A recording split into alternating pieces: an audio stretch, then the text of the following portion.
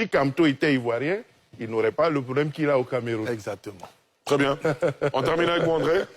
Alors, le problème de Kamto, c'est que on lui a tout simplement dit que un autre avait déposé, excusez-moi de ne pas Allez-y, allez-y, allez-y. avait déposé sa candidature à la place de son parti politique. Bon. Et donc, c'est celui-ci qui a été retenu. Voilà.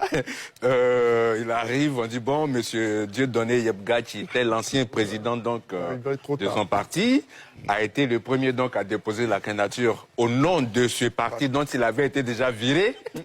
Et donc, c'est lui qui sera le candidat. Et il ne peut même pas être candidat indépendant.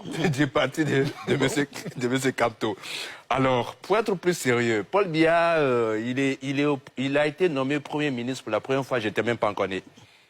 Voilà, il est au pouvoir. Je veux dire, sa durée au pouvoir est plus vieille que plus de la moitié de la population camerounaise. Plus de 43 ans au pouvoir. Et l'espérance de vie au Cameroun, c'est 64 ans. Donc plus de la moitié des Camerounais ont connu Paul Biya comme leur président.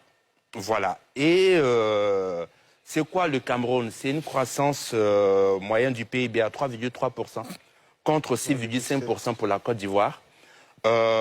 C'est un indice de perception de la corruption, 140e sur 180 pays. En Côte d'Ivoire, nous sommes 69e. C'est un budget de 7 317 milliards. En Côte d'Ivoire, c'est 2 fois plus, 15 milliards, 15 000 milliards. C'est un pays, contrairement à ce qu'on dit, qui n'est pas stable. C'est faux. C'est l'insécurité au nord. Donc, en fin de compte, pour reprendre l'expression donc de l'un des anciens conseillers de M. Paul Biya, M. Christian Eloka Penda, il a dit on n'est pas dans une démocratie, on est dans une satrapie. C'est lui qui le dit. D'accord, merci beaucoup, monsieur. Remarquez.